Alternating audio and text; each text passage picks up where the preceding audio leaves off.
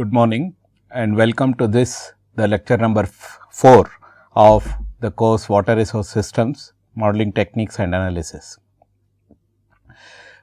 In the previous lecture, we have seen for functions of single variables, how we pose the necessary conditions for the optimum values, and we were just about to start with the sufficiency conditions in the previous lecture. So, just look at the summary of what we covered in the previous lecture. We started with the distinction between optimization and simulation. In optimization, we are looking for maximum or minimum value of a function, whereas in the simulation, we are essentially trying to mimic the behavior of a particular system. And simulation is also a very powerful technique, especially when we are looking at screening of alternatives in large river basins and so on. Whereas optimization, we use to get the optimal values of a system performance. Let us say we are talking about optimum hydropower development or optimum flood control and so on. So, in situations where you are really interested in the best values that you can derive out of the system, you use optimization. However, in many situations, as I mentioned, we may not be interested in single optimum values, but we may be interested in answering questions such as what if types of questions, in which simulation will be a powerful technique. Then we went on to examine functions of single variables, and specifically we talked about local maximum, local minimum, and then the saddle point where the slope of the function is 0, yet it may not correspond to either a maximum or a minimum value. And then we have seen the definitions of a convex function and a concave function. In the case of convex function, the local minimum also corresponds to the global minimum. In the case of concave functions, the local maximum also corresponds to the global maximum. So, this is what we covered in the previous lecture. Now, we will start with the optimization of functions of a single variable and pose the necessary and sufficiency conditions more formally. So, you have a function f of x as function of a single variable. Now, for this function to have an optimum at a particular point x is equal to x naught, the necessary condition, as I have been mentioning, is that the slope of that function at that particular point x is equal to x naught must be 0. So, the slope must be 0, that is a necessary condition. So, at the local optimum, which is either a maximum or a minimum, f dash of x is equal to 0. So, typically what we do is, given the function, you obtain f dash of x, which is the first derivative, set it to 0 and solve for x. You may get several solutions, x1, x2, x3, etc., all of which satisfy this f dash of x is equal to 0. And that will define your stationary point. So, x is equal to x naught is the stationary point which satisfies f dash of x is equal to 0. Now, this is a necessary condition. For f of x to have a minimum or a maximum at the stationary point x is equal to x naught, the sufficiency conditions are f double dash of x evaluated at x naught less than 0, if f double dash of x, which is a second derivative of the function, evaluated at x is equal to x naught, if it is negative, then the point x is equal to x naught corresponds to a maximum value. If f double dash of x evaluated at x is equal to x naught is greater than 0, which is positive, then the point x is equal to x naught corresponds to a minimum value, which means the function will have a minimum value at x is equal to x naught. So, these are the sufficiency conditions. So, the necessary condition is that the slope must be 0 at that point. So, what you do is you set f dash of x is equal to 0, solve for x is equal to x naught, you get the stationary point, you may not get just one solution, you may get 2, 3, 4 etc., depending on the nature of f dash of x. At a given x is equal to x naught, you go to the second order derivative, evaluate the second order derivative at x is equal to x naught, and then examine whether f double dash of x is less than 0 at x is equal to x naught. If it is less than 0 at x is equal to x naught, the point x is equal to x naught corresponds to a maximum value. If f double dash of x evaluated at x is equal to x naught is greater than 0 or it is positive, then the point x is equal to x naught corresponds to a minimum value. Now, what if f double dash of x evaluated at x is equal to x naught is also 0? That means, we started with f dash of x is equal to 0, solved for x is equal to x naught, solved for x naught, and then evaluated the second order derivative at x is equal to x naught. Now, what if f double dash of x evaluated at x is equal to x naught is also 0? In such case, you go to the higher order derivative, get f triple dash x naught, f triple dash x at x is equal to x naught. That means, the third order derivative evaluated at x is equal to x naught. What if this is also 0? Go to fourth order derivative, evaluate at x is equal to x naught. What if that is also 0? Go to fifth order derivative, evaluate at x is equal to x naught. What if that is also not 0, and so on. You keep continuing until you get the first non-zero derivative evaluated at x is equal to x naught. And then you look at the order of the derivative. I will state this more formally. So, we use the second order derivative as a sufficiency condition. If the second order derivative is also 0, go to the third order derivative, fourth order derivative, fifth order derivative, and so on until you get the first derivative evaluated at x is equal to x naught, which is not 0. And then look at the order of the derivative at which you are getting a non-zero derivative value. So, if the second order derivative is 0, find the first higher order non-zero derivative.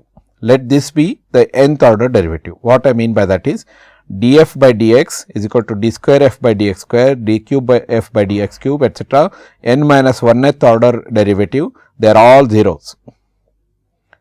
And the nth order derivative is the first non-zero derivative that you are getting when you are evaluating the derivative at x is equal to x naught. Then you look at the order of the derivative. If the order of the derivative is even and this value of this derivative that you get is negative, then the point corresponds to a maximum value. If the order of the derivative n you so obtained is even and the derivative value is positive, then the point x is equal to x naught corresponds to a minimum. Remember always here, the higher order derivative negative always corresponds to maximum, higher order derivative positive always corresponds to minimum. This you must keep in mind. So, the same thing we apply, you keep going higher and higher orders of the derivative until you get the first derivative which is non-zero. Then you look at the order of the derivative. If that order is even and the magnitude of the derivative is negative, then it corresponds to maximum value. If the order is even and the magnitude is odd, and the magnitude is positive, then the value corresponds to a minimum value. If the first derivative which is non-zero and the order of that non-zero derivative is odd, then the point x is equal to x naught neither corresponds to a minimum value nor corresponds to a maximum value. I repeat this again, before formally stating it. We use the second order derivative as a sufficiency condition. If the second order derivative is negative, then the point x is equal to x naught corresponds to a maximum value. If the second order derivative is positive, then the point x is equal to x naught corresponds to a minimum value. If the second order derivative is 0, then we go to higher order derivative, third order derivative. If it is also 0, go to fourth order derivative, that is also 0, go to fifth order derivative, and so on. Get the first derivative which is non-zero. Then you look at the order of the derivative. Let us say this was sixth order derivative which was non-zero. The order of derivative is 6, which is an even number. So, if the first non-zero derivative is of the order which is an even order, then if the magnitude of that derivative is negative, then the point x is equal to x naught, which is a stationary point, corresponds to a maximum value. If the magnitude is positive, then the point x is equal to x naught corresponds to a minimum value.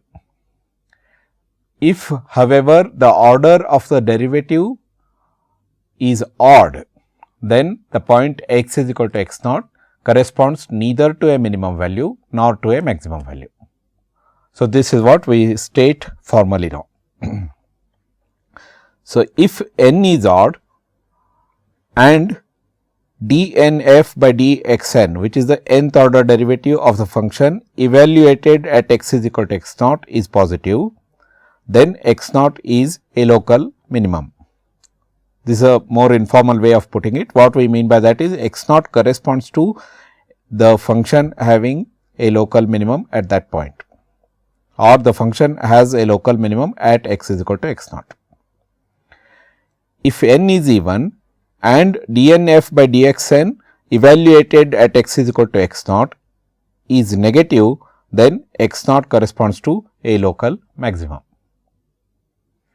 If n is odd, then x naught is a saddle point, which means it is neither a minimum nor a maximum. We call it as a saddle point because your first derivative is 0, which means the slope is still 0 there. And this is how we make a decision on whether x is equal to x naught corresponds to a minimum or a maximum or neither of them. Let us look at some examples now. So, we started with the functions with the definitions of a concave function, convex function, and then we enumerated the necessary and sufficiency conditions for local minima, local maxima of a given function, and we are still talking about functions of single variables. Remember, we have also not added any conditions or constraints. So, we are talking about unconstrained optimization of a single variable, of functions of a single variable. So, let us look at a function f of x is equal to 2x square. If you plot this, the function will look something like this. The function will look exactly like this, not something, it looks exactly like this. Now, you take the first derivative df by dx is equal to 4x, because we are talking about of a single variable. I use the full derivative notation df by dx, this is 4x, and take the second derivative d square f by dx square, which is equal to 4, which is positive, which means irrespective of the value of x, the second derivative is always positive. So, this is a strictly convex function. So, this function f of x is equal to 2x square is a strictly convex function. One of the features of the convex functions, as we saw in the previous lecture, is that you join any 2 points on that function, that line will be always above the function itself. Now, this we can verify. So, f of alpha x 1, you take any 2 points. So, this is x. So, I will take x 1 here and x 2 here. You take any 2 points and choose a value of alpha between 0 and 1. and this condition must be satisfied. That means, f of alpha x 1 plus 1 minus alpha x 2, which means the function value corresponding to that particular point must be less than the point alpha f x 1 plus 1 minus alpha f x 2 itself, which means that the straight line joining 2 points will be above the curve, will be enclosed in the curve in this particular case. So, let us see, we will choose some x 1 value, x 1 is 0 and x 2 is 2, which means I am taking x 1 is 0 and x 2 is 2 somewhere here. So, I am joining those 2 points and I choose alpha is equal to 0.5 just to verify. So, the LHS, which is this part f of alpha x 1 plus 1 minus alpha x 2, f of x is 2 x square. So, I will use this function at the value alpha x 1 plus 1 minus alpha x 2. So, I get f of 1. So, f of 1 is 2 into x square, that will be 2. Alpha x 1, alpha I am choosing it as 0.5 and x 1 is 0, 1 minus alpha x 2 is 2. So, this will be f of 1 and that is equal to 2. Similarly, RHS value you take alpha f of x 1 plus 1 minus alpha f of x 2. So, alpha which is 0.5, f of x 1 which is 0, then 1 minus alpha again 0.5, f of x 2 is 2. So, I get 4. So, LHS is less than RHS. So, that will be verified there.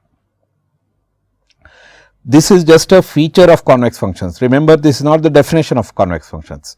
The definition of convex functions is here, that is d square f by dx square must be positive for all values of x in that particular range. That is the definition. Let us look at another function.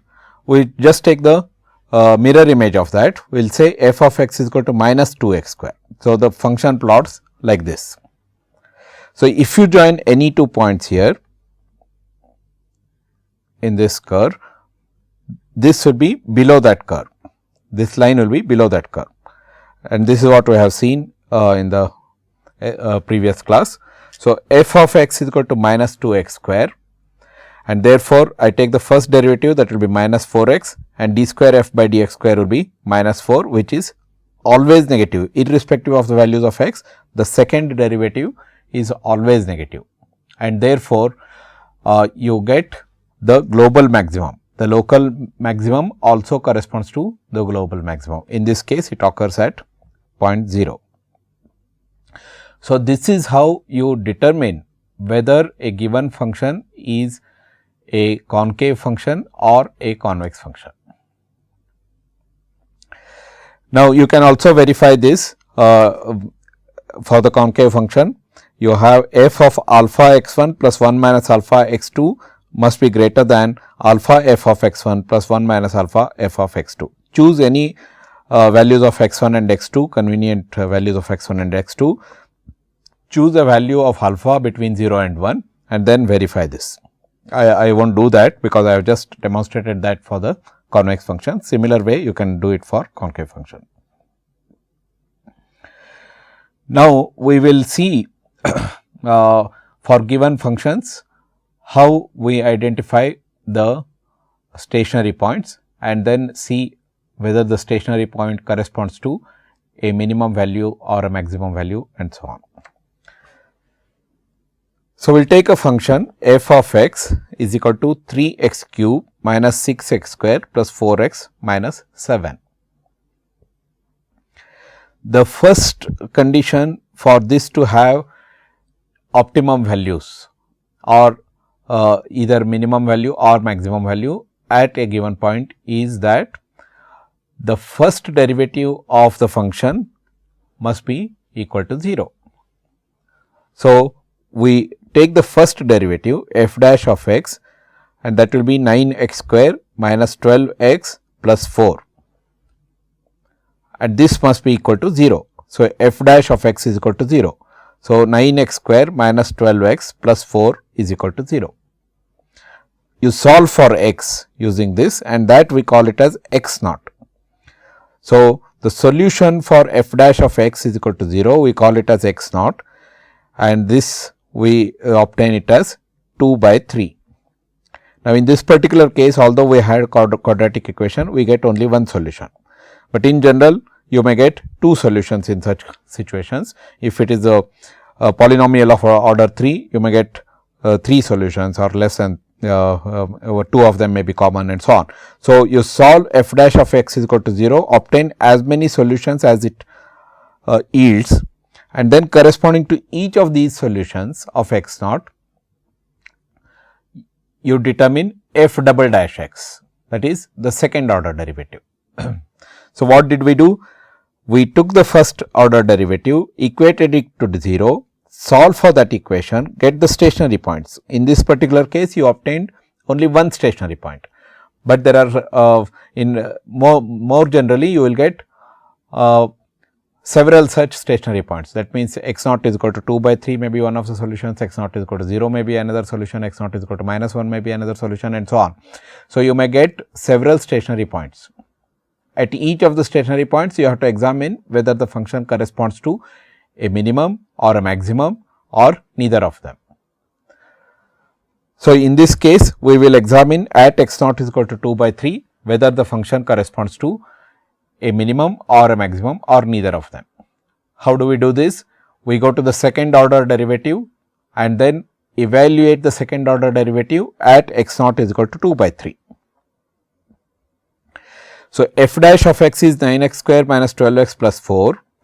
We take the second order derivative, which means we differentiate this f dash of x again with respect to x. Therefore, f double dash of x will be 18x minus 12. And this second order derivative we evaluate at x is equal to x naught, and x naught is 2 by 3. So, f double dash of x we evaluate at x is equal to 2 by 3, and this turns out to be equal to 0. As I said, you take the first order derivative, equate it to 0, obtain the stationary point. Go to the next order derivative, which is the second order derivative, and evaluate the second order derivative at the stationary point, which is 2 by 3, which is x is equal to 2 by 3 in our case, and that turns out to be 0. If the second order derivative turns out to be 0, go to the next order derivative, which is the third order derivative, and in that case the third order derivative turns out to be 18, which is not equal to 0.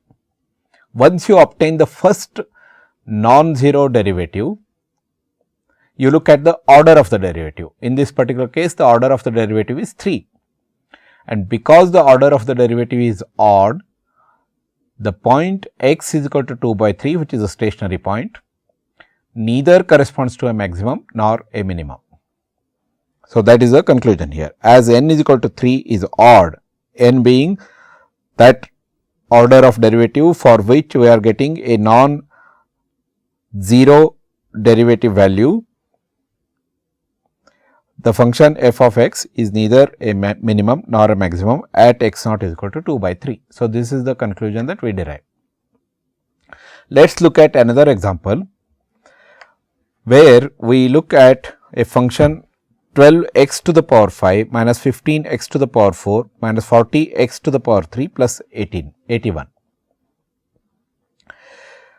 We take the first order derivative f dash of x and equate it to 0. So, 60x to the power 4 minus 60x cube minus 120x square, equate it to 0, and you get such a equation. So, 60x square you take out, x plus 1 into x minus 2 is equal to 0. So, you get solutions x is equal to 0, x is equal to minus 1 and x is equal to 2. So, you got 3 stationary points here, all of which satisfy the equation f dash of x is equal to 0. We examine for local minimum or local maximum or existence of neither of them at each of these stationary points. So, you got 3 stationary points. Corresponding to each of the 3 stationary points, we examine whether the function has a local minimum or a local maximum or neither of them. So, we start with x is equal to 0.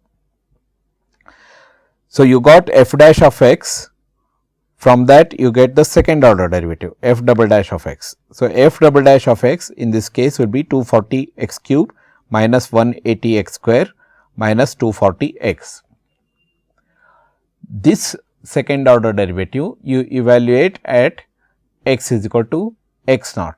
Let us say x is equal to 0. So, at x is equal to 0, because of this nature it turns out to be 0 itself. Because the second order derivative turned out to be 0, you go to the third order derivative, still evaluated at x is equal to x naught.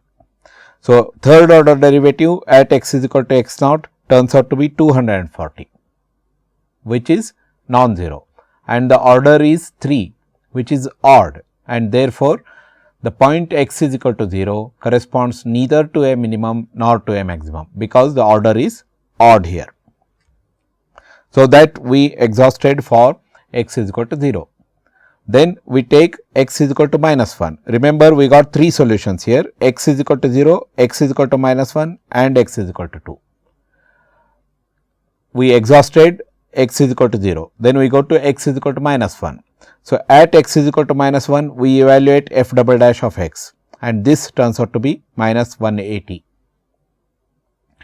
So, f double dash of x evaluated at x is equal to minus 1 is negative, and therefore, it corresponds to a maximum value.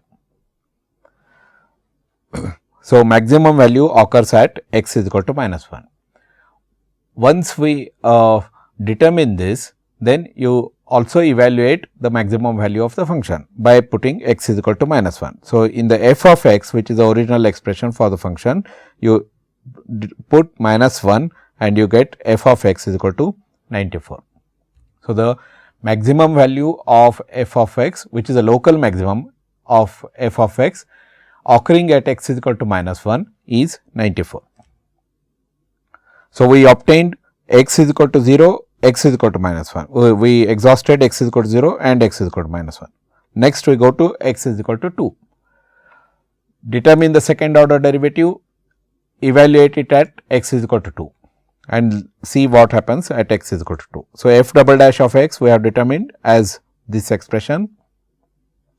We substitute x is equal to 2, which is the third stationary point, and then obtain f double dash of x is equal to 720, which is a positive value. Because the order is even, which is a second order derivative, and it turns out that the magnitude is positive, and therefore, the value x is equal to x naught, which is x is equal to 2 in this particular case, corresponds to a minimum value. So, therefore, minimum occurs at x is equal to 2, and we determine the actual minimum value as f of x is equal to 12 x to the power 5 minus 15. We substitute x is equal to 2 in the original value of the original function, and that is the minimum value that you get, which is minus 95. And if you plot the function plot looks like this. So, at x is equal to 0, you obtained a saddle point. So, the slope is 0, but it neither corresponds to a local minimum nor a local maximum. So, this is a saddle point at x is equal to 0.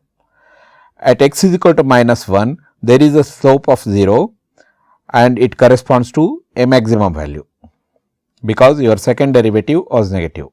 At x is equal to 2, you get the slope as 0 and you get a minimum value, because the second derivative was positive.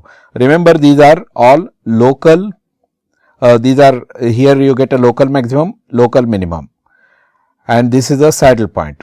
So, at all of these places the slope is 0, and therefore, you are able to obtain the local minimum and local maximum at these locations. Okay, so, we just completed functions of single variables. Just quickly recapitulate what we did for functions of single variables. We know how to identify whether the function is a convex function or a concave function. Convex function has a global minimum, and therefore, f double dash of x is positive there. Concave function has a global maximum, and therefore, f double dash of x is negative there. So, for a function of single variable, if the second order derivative is positive for all values of x in that particular range, then it corresponds to a convex function, because you are talking about a minimum value. Then we went on to state the necessary conditions for a function to have a local minimum at point x is equal to x naught. The necessary condition is that at that particular point the slope must be 0, which means f dash of x must be equal to 0. So, typically what we do is, given a function, you take the first order derivative, equate it to 0, solve for x is equal to x naught. You may get several solutions at each of these solutions, which are called as the stationary points. You examine whether the point corresponds to a local minimum or a local maximum by looking at the second order derivative, third order derivative, and so on. And we are now in a position to say whether the stationary point corresponds to either a local minimum or a local maximum or neither of them, in which case it will be a saddle point. Now, we will generalize this procedure for functions of multiple variables. What we did in the case of single variables, the same principle we apply to functions of multiple variables also. Let us say that you have a function of n variables f of x, where x is a vector of x1, x2, x3, etc., n variables x n. The necessary condition is just the extension of what we did for the single variable case. That is, the first order derivative of the function with respect to each of the variables x1, x2, x3, etc., xn must be equal to 0. So, we say df by dx1, we use the partial derivatives because there are n number of variables, df by dx1 is equal to df by dx2 is equal to etc., df by dxn with respect to each of the variables. The first order derivative with respect to each of the variables must be equal to 0. That is a necessary condition. So, let us write it more formally now. So, you have functions of multiple variables and we denote it as f of x. We use capital X to denote that this is a vector. F of x is a function of n variables represented by vector x. X is equal to x1, x2, x3, etc., xn. So, the necessary condition for stationary point x is equal to x naught is each first partial derivative of f of x should be 0. So, df by dx1 is equal to df by dx2, etc., df by dxn is equal to 0. So, given f of x, you obtain the first order partial differentials with respect to each of the variables. So, you get n number of equations, solve for those n number of equations, get the stationary point x is equal to x star or x is equal to x naught, capital X is equal to x naught. This is the stationary point, which means what? You will get x1 naught, x2 naught, etc., xn naught as the stationary points. Then we go to the sufficiency conditions. What did we do in the case of single variable? We went to the second order derivative. Let us say you have function of two variables x1 and x2. Just look at two variables x1 and x2. How many second order derivatives will be there? You will have 3 second order derivative, d square f by dx1 square, d square f by dx2 square and d square f by dx1 dx2. So, you will have 3 second order derivatives.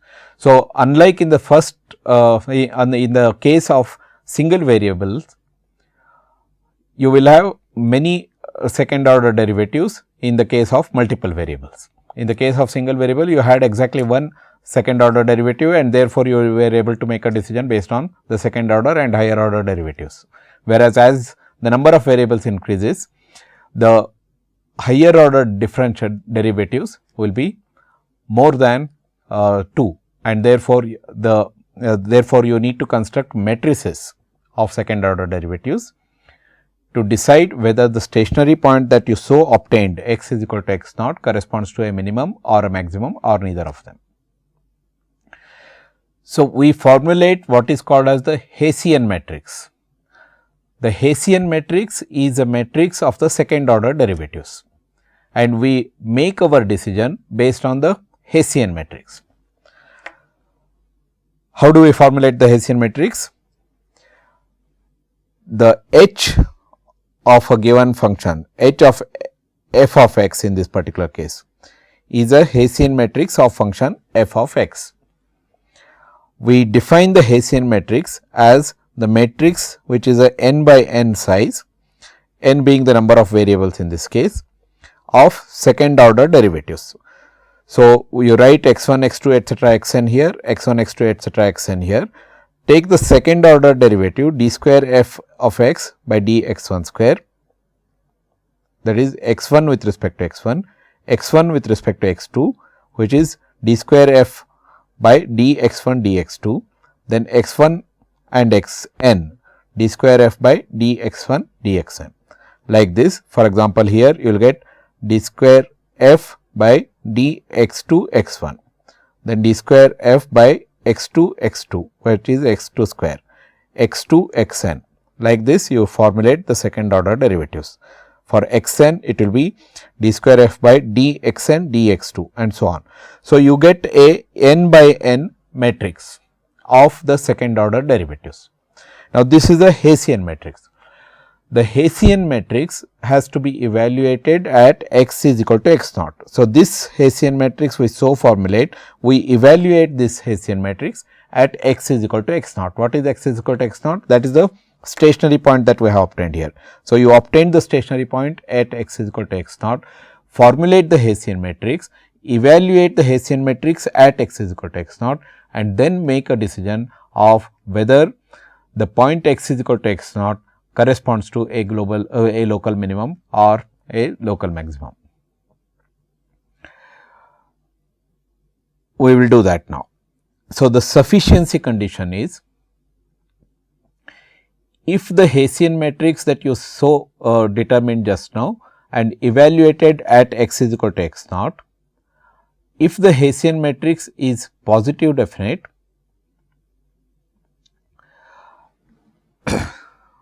there is a mistake here, I will just convert this. If the Hessian matrix is positive definite at x is equal to x naught, then it corresponds to a minimum point, and if it is negative definite at x is equal to x naught, then it corresponds to a maximum point. So, I repeat, you formulate the Hessian matrix, which is a n by n matrix of the second order derivatives. Evaluate the Hessian matrix at x is equal to x naught. If the Hessian matrix is positive definite, then the point corresponds to a minimum, and if it is a negative definite, it corresponds to a maximum. Now, I use the terms positive definite and negative definite. How do we determine whether a given matrix is positive definite and or it is a negative definite? We define the matrix to be positive or positive definite or negative definite only for square matrices. So, if a square matrix has its eigenvalues, all of which are positive, then it is called as a positive definite matrix. That means, if all the eigenvalues are positive, then that square matrix is a positive definite matrix. If all the eigenvalues are negative, then it is a negative definite matrix. If some eigenvalues are positive and some are negative, then it is neither a positive definite nor a negative definite. So, we make the decision at x is equal to x naught based on whether the H matrix or the Hessian matrix evaluated at x is equal to x naught is in fact a positive definite matrix or a negative definite matrix. If it is neither of them, then the point x is equal to x naught, which is the stationary point, corresponds to neither a minimum nor a maximum. And then I said that the Hessian matrix is positive definite if all the eigenvalues are positive. So, we must know how to determine the eigenvalues. I hope all of you know how to determine. This is a simple characteristic equation lambda I minus h, h is the Hessian matrix, determinant of that you set it to 0 and then solve for lambdas. So, the lambdas are the eigenvalues. When we solve the numerical examples, it will become clearer. So, in the case of multiple variables, in the case of functions of multiple variables, we get the first order derivatives, equate it to 0, and if you have n variables, you have n first order derivatives, and therefore, you have n equations, solve for the n equations, you get the stationary point capital X is equal to capital X naught. At the stationary point, you evaluate the Hessian matrix. Hessian matrix is the n by n matrix of the second order derivatives. You evaluate the Hessian matrix at the stationary point x is equal to x naught. Examine whether at x is equal to x naught the Hessian matrix is positive definite or negative definite. If the Hessian matrix is positive definite, the point x is equal to x naught corresponds to a minimum. If the Hessian matrix is negative definite, the point x is equal to x naught corresponds to a maximum. To determine whether the Hessian matrix is positive definite or negative definite, you use the eigenvalues. If all the eigenvalues of the Hessian matrix are positive, then the Hessian matrix is a positive definite matrix. If all the eigenvalues are negative, then the Hessian matrix is a negative definite matrix. If some of the eigenvalues are positive, some of them are negative, then the Hessian matrix is neither positive definite nor negative definite, in which case the stationary point x is equal to x naught neither corresponds to a maximum value nor corresponds to a minimum value. So, this is what we do in the case of multiple functions of multiple variables. Now, similar to what we did in the case of functions of single variables, let us say that the Hessian matrix, which is the matrix of the second order derivatives, is positive definite irrespective of the values of x that you are using, which means in the entire range of capital X over which the function has been defined, the Hessian matrix is positive, always positive. Then the function is strictly convex. So, the function of multiple variables is strictly convex, which means the Hessian matrix being positive irrespective of values of the variables x, then the function is strictly convex, in which case the local minimum also corresponds to the global minimum. If all the eigenvalues are negative, then the function corresponds to function is strictly concave, which means the local maximum is also local global maximum. If some eigenvalues are positive and some are negative, as I said, it neither corresponds to it is neither convex nor concave in that particular range. We will just summarize this, whatever I just said.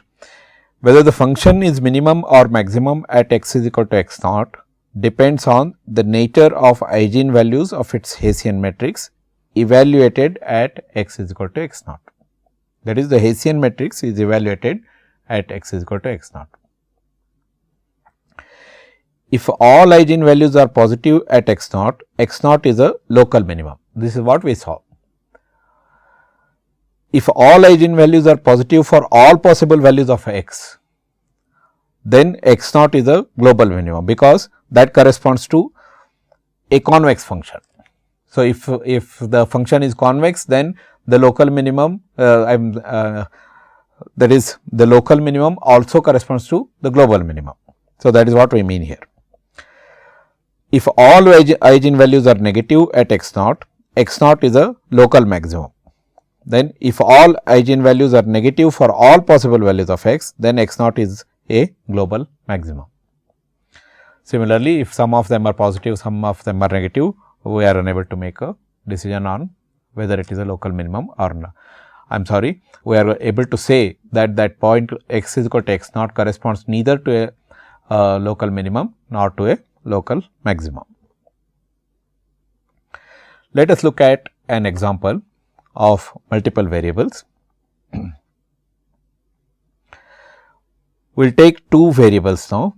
So, f of x is equal to x1 square plus x2 square minus 4 x 1 minus 2 x square 2 x 2 plus 5. So, the first step in obtaining the optimal values of functions of multiple variables is to take the first derivative with respect to each of the variables. We have two variables x 1 and x 2. Corresponding to each of the two variables, we take the first derivative. So, df by dx1, I use the notation for partial derivatives. Df by dx1 is equal to 2x1 minus 4. I am differentiating this function with respect to x1 and set it to 0. 2x1 minus 4 is equal to 0. Similarly, I differentiate this function with respect to x2. That will be 2x2 minus 2 is equal to 0. And by solving this, I get x1 is equal to 2 and x2 is equal to 1. So, the stationary point I obtain it as 2 comma 1, that is x1 is equal to 2 and x2 is equal to 1. This is the stationary point. Now, corresponding to this stationary point, I will now evaluate the Hessian matrix for the function. So, formulate the Hessian matrix, which will be a 2 by 2 matrix of the second order derivatives. Let us look at the Hessian matrix. There is x1 here, x2 here, x1 here, x2 here. So, we have d square f by dx1 square, d square f by dx1 dx2, d square f by dx2 dx1 and d square f by dx2 square. These two will be the same derivatives. This has to be evaluated at 2 comma 1, which is the stationary point that we have obtained. So, we formulate the Hessian matrix and evaluate it at 2 comma 1. So, f of x is this, df by dx1 is 2x1 minus 4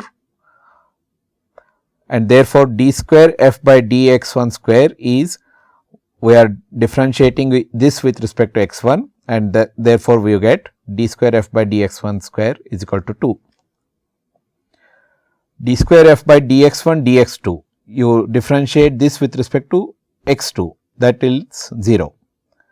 And we have got df by dx2 as 2x2 minus 2 and d square f by dx2 dx1 will be 0, similar to this, and d square f by dx2 square will be equal to 2.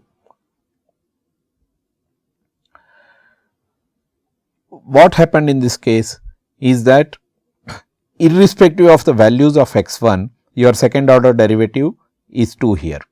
Irrespective of the values of x2, your second derivative is 2 here, and irrespective of the values of x1 and x2, your second order derivatives with respect to x1 and x2 are 0 here. So, we will examine whether this is a positive definite matrix or a negative definite matrix first and see whether this remains irrespective of the values of x1 and x2. So, the Hessian matrix is 2 0 0 2. These are the values d square f by dx1 square and d square f by dx2 square and d square f by dx1 dx2. So, the Hessian matrix is 2 0 0 2. Let us determine the eigenvalues of this, which means I will take the determinant lambda I minus h is equal to 0. So, h of f of x, but we can typically write it as h itself. So, we will write lambda I minus h, which will be lambda minus 2 0 0 lambda minus 2, that is what we get here. So, you get lambda minus 2 the whole square is equal to 0. This is the determinant here.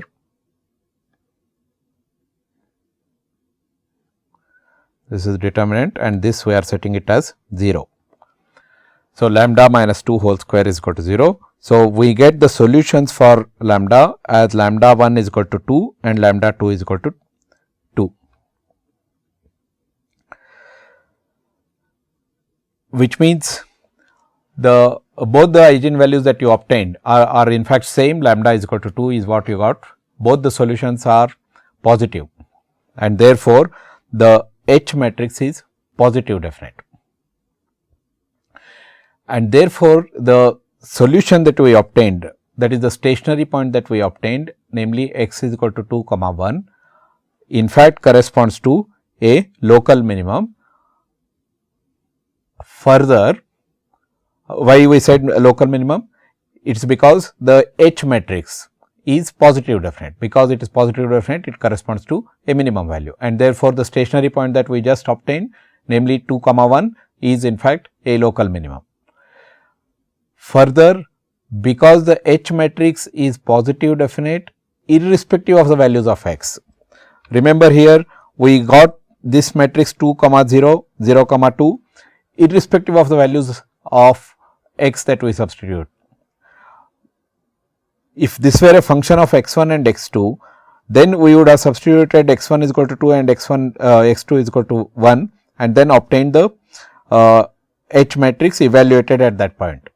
But because this is independent of x1 and x2 and we have obtained this matrix to be positive definite, it means that H remains to be positive definite irrespective of the values of x, and therefore, the function is a convex function.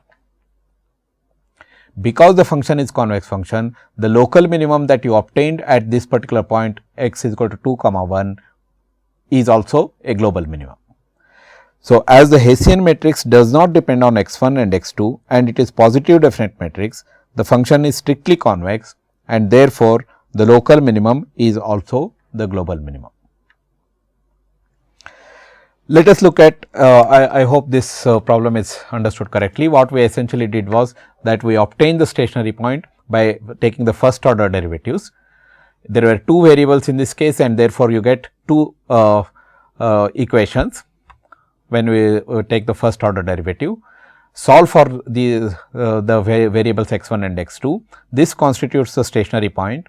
At the stationary point, you evaluate the Hessian matrix. The Hessian matrix in this particular case will be a square matrix of order 2. This Hessian matrix has to be evaluated at the stationary point, and then examine if at this stationary point, if the Hessian matrix is positive definite or negative definite. If the Hessian matrix is positive definite, then the stationary point corresponds to a minimum value. If the Hessian matrix is negative definite, then the stationary point corresponds to a maximum value. In the particular example that we examined, the Hessian matrix remained positive definite irrespective of the values of x1 and x2, which means for all the values of x1 and x2, Hessian matrix remains positive definite, and therefore, the function corresponds to a function is a convex function, and therefore, the local minimum that you obtain at the stationary point is in fact the global minimum. The same thing is valid for concave functions also, where the stationary point corresponds to a local maximum, and therefore, the local maximum also corresponds to global maximum if the function is a concave function. We will see some more examples where we may get a concave function, or we may get neither a concave nor a convex function in the entire range, and therefore, we may get some stationary points corresponding to a local minimum, some corresponding to a local maximum, and so on. That we will examine through some other examples in the next lecture. So, to summarize, in today's lecture essentially we have started with functions of single variables and seen the necessary and the sufficiency conditions for functions of single variables to have a local minimum or a local maximum at a given point. So, what we do is we take the first order differential, first derivative we take and equate it to 0, solve for that, and you get the stationary point. Now, at the stationary point, you examine the higher order derivative, second order derivative. If the second order derivative is negative, then the stationary point x is equal to x naught corresponds to a maximum. If the second order derivative is positive, then it corresponds to a minimum.